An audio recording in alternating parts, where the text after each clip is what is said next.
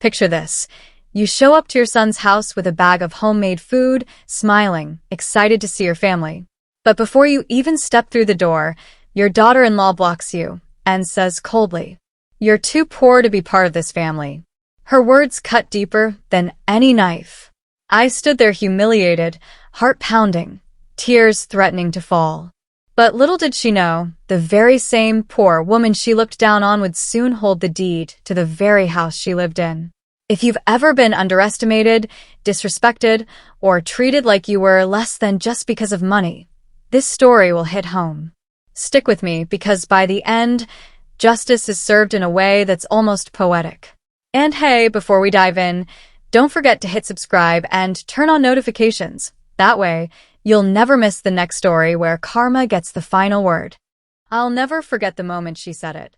My daughter-in-law, perfectly dressed, her manicured nails gripping the doorframe like she was guarding a palace, looked me straight in the eye and said, "You're too poor to be part of this family." I froze. For a second, I thought maybe I misheard her. But the smug smile curling on her lips told me otherwise. My son, Daniel, was standing right behind her, silent. He didn't defend me. He didn't even flinch. He just lowered his gaze, almost like he agreed. And just like that, I felt like the ground had been ripped out from under me. To understand why those words hurt so much, you need to know my story. I wasn't born into wealth. I worked my entire life in a factory, long, grueling shifts, oily hands, sore back. I wasn't glamorous. I didn't wear designer clothes. I didn't take vacations. But everything I earned, every single paycheck, went toward raising my only son. Daniel was my whole world.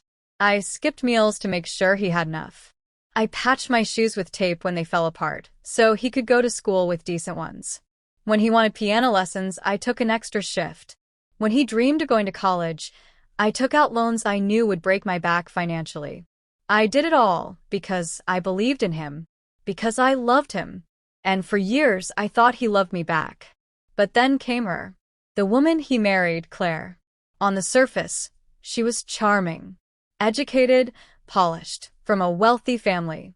At first, I thought maybe she'd be a good influence on him, maybe she'd push him to achieve more. But over time, the cracks started to show. Claire was proud.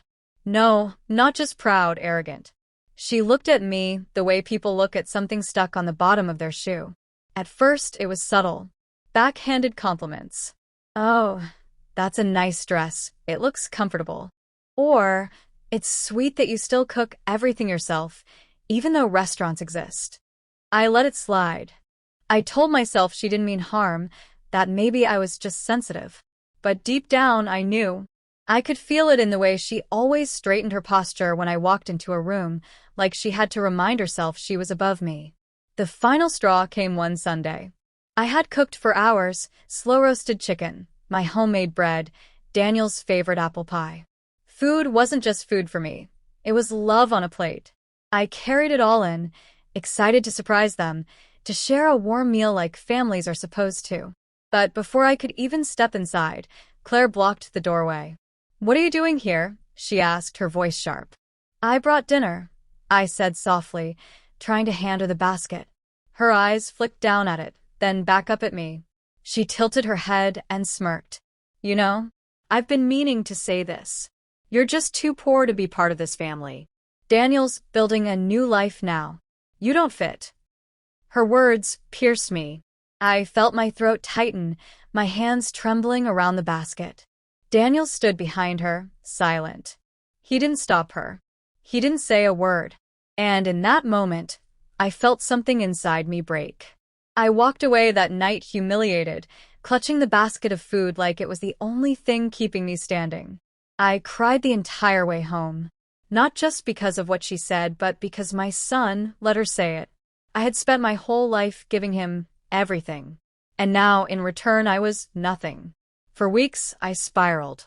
I replayed that moment over and over in my head.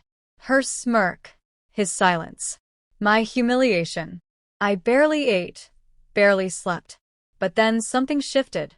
I remembered something my late husband used to say, "The world has a funny way of humbling the proud." And slowly, my sadness turned into something else.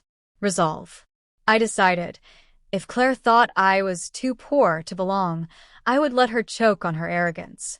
Not through screaming or fighting, not through desperate begging, but through patience. And through karma. Because while Claire loved to flaunt her wealth, what she didn't know was that I wasn't as poor as she thought. You see, years before, I had inherited a small piece of land from my parents. Nothing glamorous, just a patch of soil on the edge of town. But when the city started expanding, that land suddenly became valuable. Developers wanted it. Banks wanted it. And me? I held on to it quietly. By the time Claire was calling me too poor, the land was worth more than their entire house. But I kept that secret close. I decided I'd wait, because something told me her pride would soon lead to her downfall. And when that day came, I'd be ready. And sure enough, I didn't have to wait long. Claire's obsession with appearances, the designer clothes, the luxury cars, the constant parties, wasn't backed by discipline or savings. It was funded by debt. And Daniel, eager to keep her happy, went along with it. Soon, the cracks began to show. Late mortgage payments, creditors calling, whispers among their so-called friends that maybe they weren't as perfect as they appeared. And then one day, I got a phone call. It was Daniel. His voice was shaky, desperate. "Mom, can we come over? We need help." I sat there in silence, my mind spinning. After all this time, after all the humiliation, now they wanted me? I swallowed hard and said calmly, "Of course. Come by." But what they didn't know was that I was already planning my revenge. Because if they thought I was too poor before, they were about to find out just how wrong they were. When Daniel called that night, I felt a strange mix of anger and a hollow, old hurt. The same hands that had carried me into this life were now the ones that expected me to pick them up. After Claire's words, after his silence, my first instinct was to slam the door in their faces. Pride flared like white heat. But then I remembered the land, the quiet parcel I'd never sold because it felt like a promise to myself. And a plan, calm as a tide, began to form. I told Daniel to come. I said nothing about the land, nothing about revenge. I wanted him to feel the awkwardness of having to ask after he'd pushed me away. I wanted Claire to taste the humility she dished out so freely. They arrived late, looking like people who'd been up too many nights making bad decisions. Claire's lipstick had smeared at the corner. Her hair looked frayed under the glamour. Daniel's suit jacket hung a little off-shape, the stitching strained. In the doorway, they paused as if the house itself judged them. I waited, hands folded, not running to greet them. The silence was heavy enough to be heard. "Mom," Daniel said, voice small. "We messed up. The bank called. The payments are late. Clara's father isn't helping like he promised. We don't have the money for the mortgage next month." Claire looked anywhere but at me. My heart clenched, betrayed twice. First by her, then by him. For a moment I saw the boy I'd raised, the one who learned to tie his shoes on my knee, and I wanted to fold him into myself and fix everything. But the woman he chose had spat on my life. If I fixed their mess now, nothing would change. They'd take the help, then act as if it was owed. "Sit down," I said, keeping my voice steady. I set out the pie I'd made days before, and a pot of tea. The scene was domestic, ordinary, an odd contrast to the storm inside me. I made them eat. There was a reason. Kindness can disarm arrogance. Routine can expose panic. As they ate, I listened. They argued in whispers. Money had been funneled into renovations Claire insisted on, an expensive kitchen island, a feature wall, chandelier, investments she bragged about to friends. Daniel admitted he'd co-signed a loan to buy Claire's new car. I kept my face blank while their confessions spilled out. Each detail was a nail. At midnight, after they'd left, I took a slow walk down memory lane, through my boxes of old paperwork, through receipts, through the small, careful records of a life lived without fanfare. The land title sat where it always had, a thin, unassuming envelope.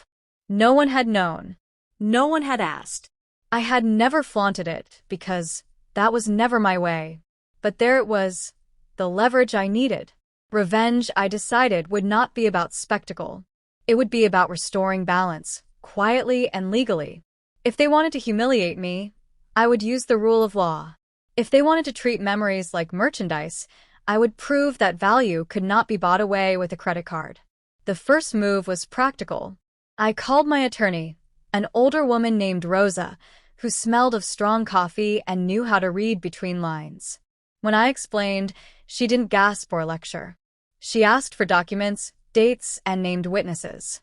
You have options, she said. We can start with mediation. But if they refuse, there's foreclosure defense on their end and probate on yours. Legal words can sound cold, but they translate to power when spoken by someone who knows how to wield them. While Rosa worked the paperwork, I became a quiet observer of their collapse. Claire's social circle, once a safe cocoon, began to fray. Friends who had loved her outfit posts now shared screenshots of late-notice bailiffs and snide comments about living beyond your means. I watched the way Claire glared when neighbors whispered. Her dignity, which had always been performative, started to crack. People underestimate the damage public shame can do to someone whose entire identity depends on admiration. Claire depended on approval. Strip that away, and you strip herself. The bank notices piled up. The mortgage company sent increasingly stern letters. Daniel called at odd hours now, voice thin with guilt and fear. But I still didn't rush. I scheduled a meeting with a financial advisor and quietly prepared a mortgage contingency plan. If Daniel defaulted and the bank initiated foreclosure, I would have the funds to step in, not out of charity, but with terms that would ensure respect. If the bank took the house, I would have an opportunity to negotiate. Then came the day Claire's father panicked and withdrew a line of credit he'd promised. The consequence was immediate. The calls to the mortgage company were fruitless. The bank began the foreclosure process. At the first sign of panic in Claire's voice, something inside me shifted not toward glee, but toward a cold relief. The choices they'd made, extravagance over prudence, had real consequences. News traveled fast in a neighborhood built on appearances. The perfect house, once a shrine to Claire's image, had signs of strain. Letters appearing in the mail, a lawyer's name on the doorstep. I received an anonymous tip that their bank had scheduled a hearing. Daniel called, voice raw with shame, begging. Mom, he said. Please. Anything. We can't lose the house. He had the audacity to plead. He expected pity. I could have paid quickly. I could have swallowed pride and handed over funds to keep their image intact. But this was different now. This was about accountability. Instead, I proposed a meeting with terms. Quietly, I told Rosa to draft a repayment plan that would allow me to protect the home, but only in exchange for an equity stake, a formal acknowledgement of my legal right to the property, and, most importantly, public recognition of their wrongdoing. If they wanted help, they would have to concede the truth. When I presented the terms, Claire's face turned white. Daniel sputtered in protest. You can't, Mom. You can't take our house, he said. But the law can. The title could be transferred, a mortgage renegotiated. This isn't about taking, I said. It's about fairness. You accuse me of being less than human. Now you must own the consequences. Seeing Claire's shock was almost a physical relief. Pride is fragile. It splinters into anger when threatened. She ranted the usual. Accusations of greed, of me exploiting my son. The neighbors listened. The story leaked slowly. People began to whisper. But the most important piece of all was Daniel's silence. He stood there, looking between us, and for the first time, I saw the conflict in him. He had once let me be humiliated. Now he sat on the edge of making a choice that would define him, continue protecting his wife's illusions, or finally protect the mother who had built his life. That night, he did something I hadn't expected. He called his father, then called me back, voice small. Mom, I'll talk to Claire. I don't want to lose everything. It wasn't an apology. Not yet. But it was a crack. A tiny space where honesty might seep in.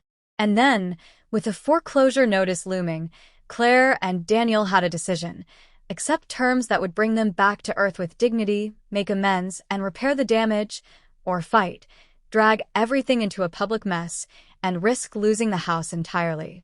I sat back and let them choose. I had spent a lifetime filling voids for the people I loved. This time, I would not be the one to save them without truth. If they wanted family again, they'd have to show they deserved it. If not, if they preferred their illusions to accountability, then I would take the house and turn their sanctuary into the monument of a lesson they would never forget. The living room of my modest home became the stage for a war that neither Daniel nor Claire ever imagined they would fight. Claire sat stiff-backed on the couch, arms crossed, her perfectly manicured nails digging into her skin. Daniel sat beside her, but his shoulders sagged, like a man already defeated. Across from them sat Rosa, my attorney, briefcase open, papers spread out like chess pieces on the board. I sat quietly at the end of the table, hands folded in my lap, calm as still water. Inside, though, my pulse thrummed with a mix of satisfaction and sorrow. Satisfaction because the balance was shifting. Sorrow because it had to come to this, for my son to see me not as a mother, but as leverage. "Let me make this clear," Rosa said, voice sharp as glass. "The bank has already initiated foreclosure proceedings. Within weeks, unless someone intervenes, this property will no longer belong to either of you. My client, your mother, has the resources to step in. But her help comes with conditions." Claire's lip curled. Conditions? She should be grateful we even came here. We're offering her a chance to matter. Her words stung, but I didn't flinch. That was her game. Provoke, belittle, break down. Not anymore. Rosa slid the first document across the table. "The conditions are as follows. Mrs. Alvarez, your mother, will pay the outstanding mortgage in full and take over ownership of the deed. You will remain tenants with the option to buy back partial equity over time. In exchange, you will acknowledge, legally and publicly, her role as financial rescuer of this property. A clause will be added that guarantees repayment within a set time frame. Failure to comply results in immediate eviction." The words hung heavy. Daniel's eyes widened. Claire's face turned scarlet. "This is extortion," she snapped, slamming her hand on the table. "You're using your own son's house to humiliate me." Rosa didn't flinch. "Humiliation isn't a legal term, Mrs. Claire. Debt is." Daniel shifted uneasily, staring at the paperwork. He opened his mouth, but no words came out. His silence was louder than Claire's rage. I finally spoke, my voice low but steady. "This isn't about humiliation. It's about respect. You told me I was too poor to belong. You treated me like nothing. But now, when the walls are closing in, you remember who I am. I won't let you erase me anymore." Claire leaned back, sneering. "And you think buying our house makes you better than me? That doesn't make you family. It makes you pathetic." Her venom rolled off me like water on stone. I'd prepared for this. Rosa closed the folder and stood. "You don't need to decide today. But time is short. Think carefully." They left in a storm of slammed doors and muttered curses. The silence afterward felt like oxygen rushing back into the room. For the first time in years, I felt control slip into my hands. The next week, the cracks widened. Neighbors whispered. Claire's carefully curated social media feed, lavish dinners, vacation photos, posed smiles, suddenly went silent. Instead, whispers spread of debt collectors at the door, of arguments loud enough to rattle windows. One neighbor, Mrs. Jensen, called me just to say, "It's about time someone put that girl in her place." The humiliation Claire feared most was happening, not by my hand, but by the natural weight of truth. And still, they resisted. Pride is a powerful poison. At the foreclosure hearing, Daniel and Claire appeared gaunt, their confidence cracked. Rosa sat beside me, every document in order. The judge asked if any party was willing to buy out the mortgage to halt foreclosure. Claire looked ready to explode when Rosa rose smoothly and said, "My client is prepared to assume ownership of the property under agreed terms." Gasps rippled through the room. Claire shot daggers at me, her voice a hiss. You witch. But the judge only nodded, tapping his pen. Legal and binding. Unless you can present an alternative, this motion stands. Daniel's hand twitched toward mine. He didn't take it, but the gesture was enough to see his conflict. Claire yanked him away, whispering furiously in his ear. After court, things grew uglier. Claire began her smear campaign. She told anyone who'd listen that I'd tricked them, stolen from them, ruined their lives. She posted online, painting herself as a victim of a vindictive old woman. But lies built on shaky ground crumble fast. Screenshots of her spending sprees, the renovations, the car loan, all of it resurfaced, shared by friends who had once envied her lifestyle. Each post backfired. Where she expected sympathy, she got ridicule. Where she sought validation, she received silence. Meanwhile, Daniel grew quieter. He started calling me late at night, not to beg, but to talk. Small things, like asking if I still baked the pies he loved as a boy, or if I remembered the summer we planted sunflowers in the backyard. Slowly, his voice cracked open. Mom, he said once, I don't know how I let it get this far. I don't even recognize myself anymore. It was bittersweet. I wanted to comfort him, but I couldn't forget his silence that day at the door. Healing would take more than late-night apologies. The final straw came 3 weeks later. A sheriff's notice arrived on their door. Daniel called, desperation finally outweighing pride. His voice shook. Mom, we'll do it. Whatever you want. Just don't let us lose the house. I didn't celebrate. Revenge, when it arrives, doesn't always feel like fireworks. Sometimes it's just quiet justice, a balance restored. I told Rosa to proceed. Within days, the deed bore my name. Claire's face when she signed the acknowledgement form was something I'll never forget. She looked at me as though I'd taken the crown off her head. Her hand trembled as she scribbled her signature, each stroke a surrender. She muttered, "You'll regret this." But I already knew the truth. Regret was hers to carry. That night, I walked through the house. Their house. My house. I ran my fingers along the walls, remembering Daniel's childhood laughter, the smell of birthday cakes cooling on the counter, the echoes of family dinners. They had turned it into a stage for appearances. I had reclaimed it as a monument to survival.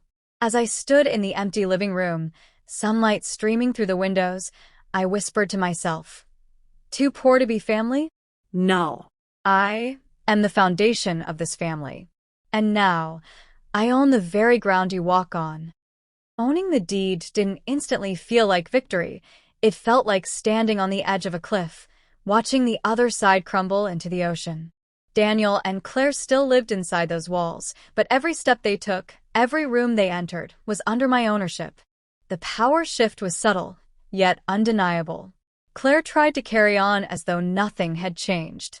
She still hosted her little brunches, still paraded around in dresses with designer labels, but the truth seeped through the cracks.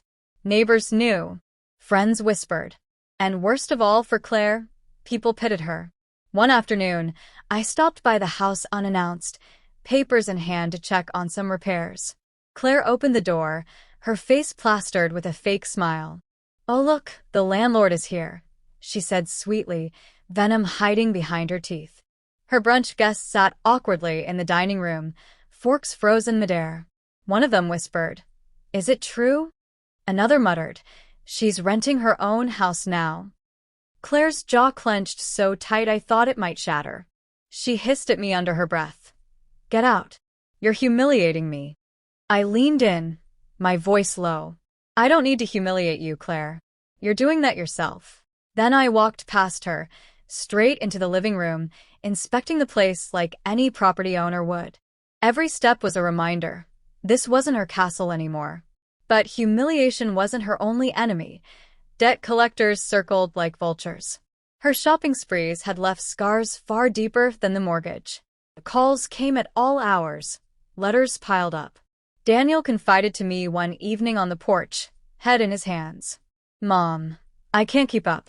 Every time I try to fix things, she spends more." It's like she'd rather drown than admit she's wrong. I stayed quiet, letting him spill. It wasn't my place to rescue him from every mistake. Sometimes the lesson had to carve itself into the bone. Claire, however, wasn't learning. She began lashing out, screaming at Daniel, slamming doors, throwing blame like confetti. She even came to my home once, pounding on my door at midnight.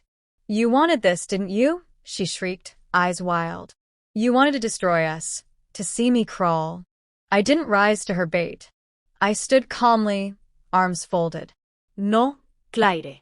I wanted respect. You could have had that with kindness. Instead, you handed me your weakness. Then I closed the door in her face, leaving her words to echo in the dark. The breaking point arrived at a family barbecue a few weeks later. Daniel, desperate to prove stability, invited relatives, hoping to mask the tension. Claire strutted around with her forced smile, acting the hostess. But whispers traveled fast. Cousins and uncles, already aware of the house's new ownership, teased lightly. "So, Claire, how's it feel having your mother-in-law as your landlord?" One uncle chuckled. Claire froze, the blood draining from her face. Laughter bubbled around her, not cruel, but enough to slice her pride to ribbons. She snapped, voice cracking. "She manipulated us. She stole our home. She's not family. She's a parasite." Gasps erupted. Plates clattered. Daniel grabbed her arm, hissing, "Enough." But Claire was beyond control.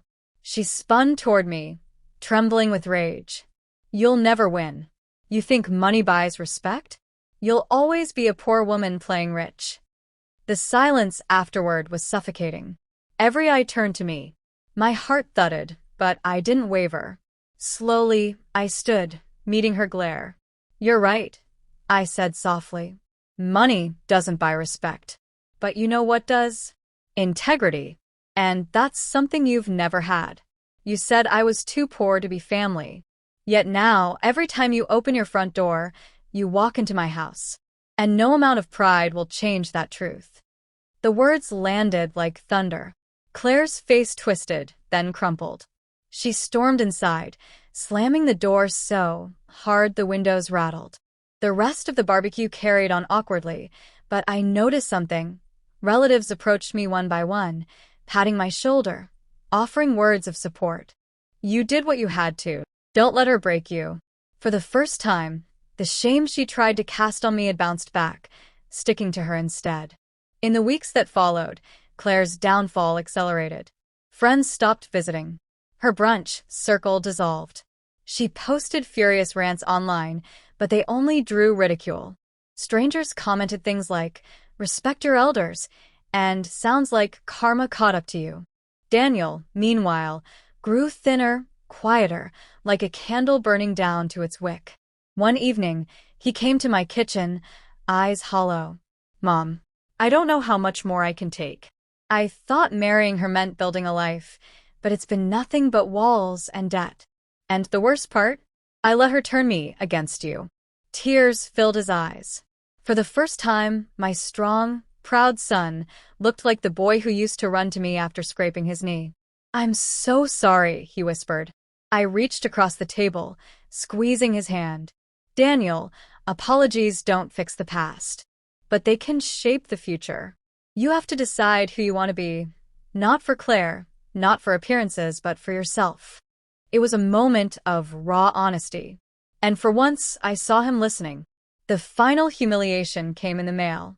The repayment clause in the contract was nearing deadline, and they hadn't even scratched the surface. Rosa prepared the eviction notice, crisp and final. I dreaded the confrontation, but justice doesn't pause for comfort. When I handed Claire the envelope, she tore it open, scanned the words, and let out a strangled scream. She threw the papers at me, sobbing and furious. "You've ruined me. You've ruined everything." Daniel didn't shout. He didn't defend her.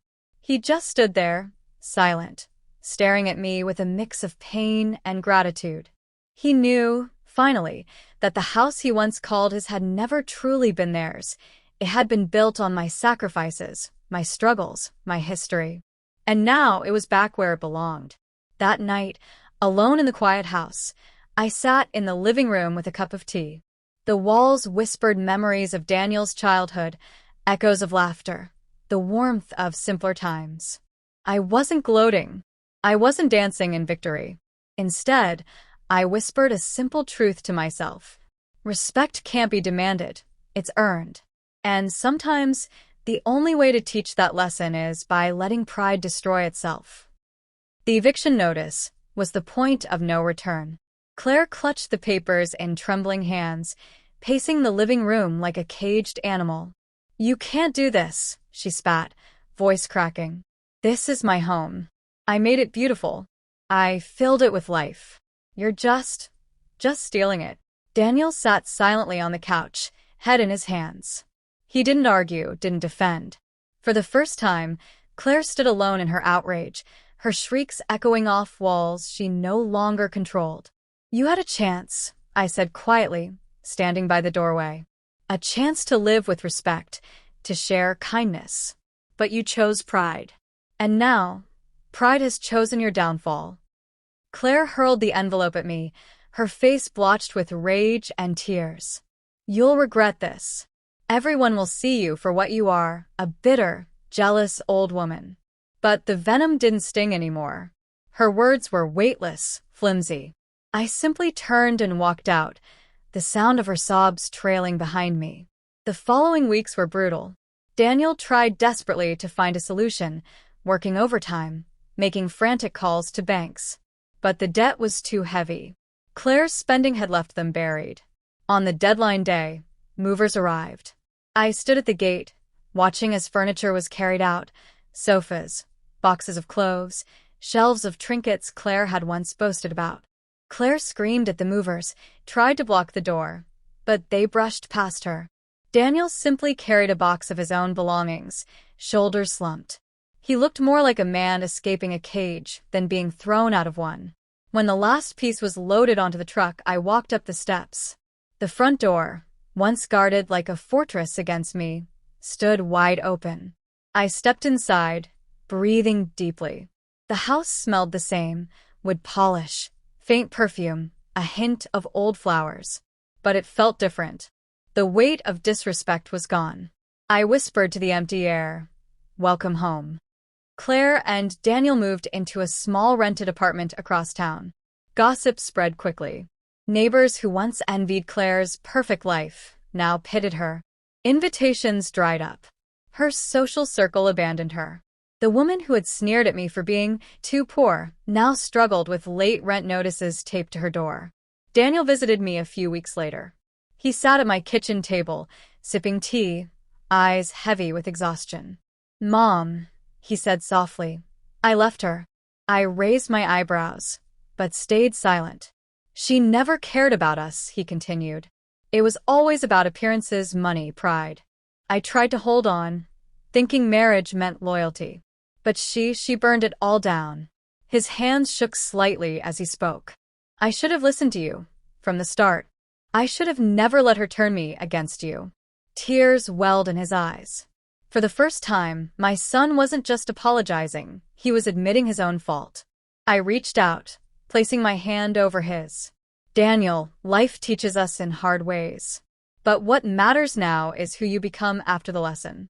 You can rebuild. You will rebuild. And I'll be here, no matter what." He nodded, relief softening his face. Claire, on the other hand, spiraled. Word reached me through mutual acquaintances. She tried to join different social groups, but nobody wanted her drama. She filed angry posts online, claiming she was the victim of a scheming mother-in-law, but strangers laughed her off. Her pride, once her armor, had become her prison. She couldn't accept reality, couldn't adjust to a simpler life. And with every month that passed, she sank deeper into obscurity, her name whispered only as a cautionary tale. Meanwhile, I poured myself into the house. I repainted the walls, restored the garden, and filled the rooms with warmth again. IT wasn't about revenge anymore. It was about reclaiming the life I'd worked for, the history that belonged to me. Neighbors began stopping by, curious and supportive. "It feels right you being back here," one of them said. And it did. The house felt alive again, not as a monument to pride, but as a sanctuary of resilience. One afternoon, Daniel brought his children to visit. They ran through the hallways, laughing, their voices bouncing off the walls. I watched them play, my heart swelling. This was the true inheritance, not money, not property, but roots. A place where family meant love, not power. Daniel stood beside me, his eyes misty. "They'll grow up knowing respect," he whispered. I smiled. That's all I ever wanted. Months later, I saw Claire one last time. She was leaving a grocery store, her hair unkempt, her clothes plain. She spotted me and froze. For a brief second, I thought she might spit venom again. But instead, she dropped her gaze, clutching her bag tightly, and hurried away without a word. That was her final defeat, not by my hand, but by her own choices. Pride had built her pedestal. Pride had kicked it out from under her. Sitting on the porch that evening, tea in hand, I reflected on it all. Claire's cruelty, Daniel's regret, the house's return. The journey hadn't been easy. It had been painful, messy, and heavy with betrayal. But in the end, justice wasn't about destroying her. It was about restoring myself. About proving that dignity can't be stolen, that respect isn't bought with money, and that those who mock your struggle often trip on their own arrogance. I looked out at the garden, blooming again with fresh flowers, and whispered a quiet truth to myself. They said I was too poor to be family. Now I own the very walls they once claimed. And that's not revenge, it's balance.